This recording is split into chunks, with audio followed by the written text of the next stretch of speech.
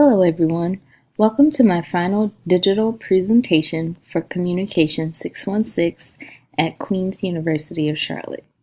The title of my inquiry project is Bridging the Gap Between Healthcare Providers and Patients in the World of Oncology. To give you all an overview, I will be discussing how I decided on my communication ethics problem, elaborating on my findings by using a case study of a cancer survivor, and providing recommendations and implications for the communication issue.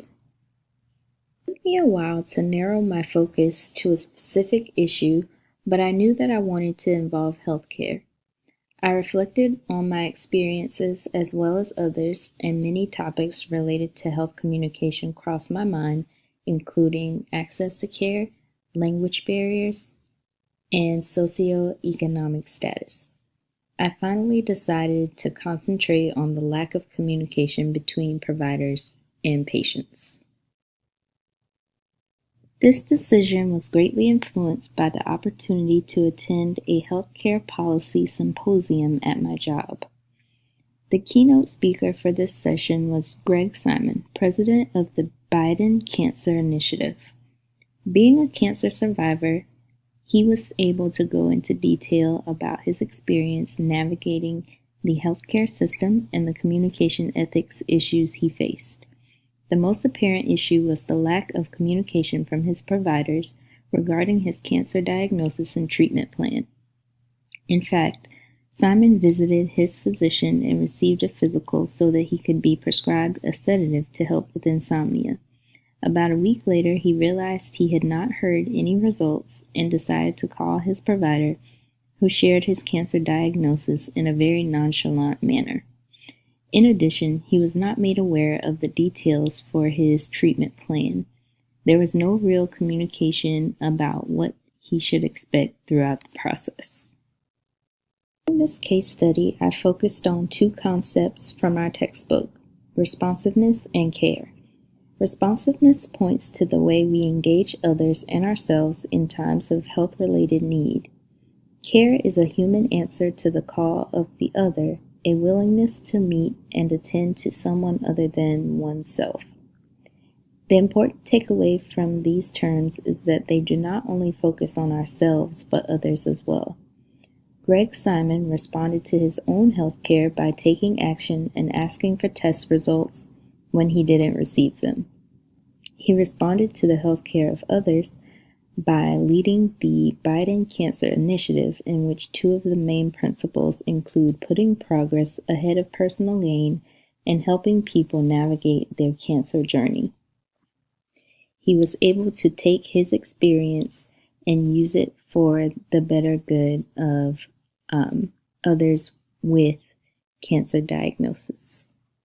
To begin working on closing the gap between healthcare providers and cancer patients, there must be engagement from both parties. Healthcare providers must expand their knowledge about resources available in regards to cancer care and provide options for their patients. Patients must take responsibility for their health care by playing an active role in demanding more of the healthcare system. As the healthcare model evolves, transitioning to a patient-focused system would help to alleviate the problem as well.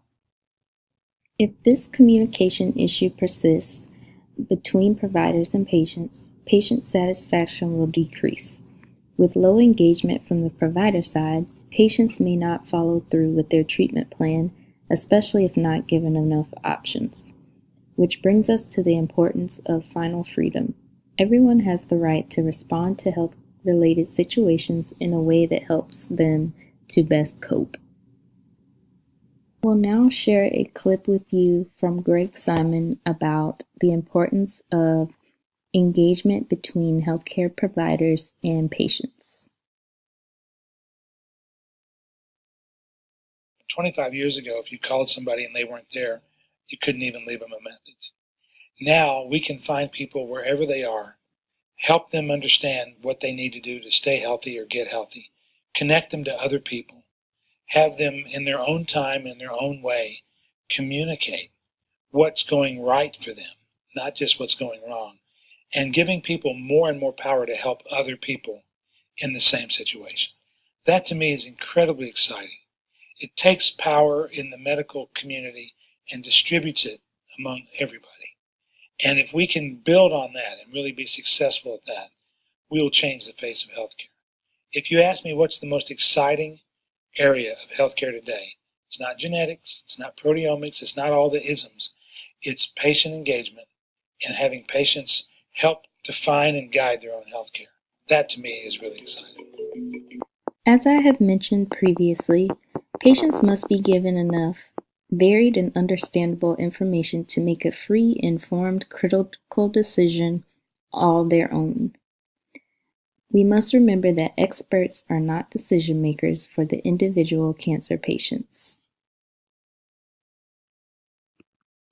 When patients are given enough options and have engagement from their providers, they are able to engage more in their own healthcare.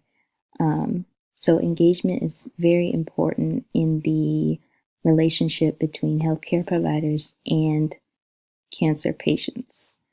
So to close, if successful communication occurs, a therapeutic alliance is established, leading to some outcome of importance.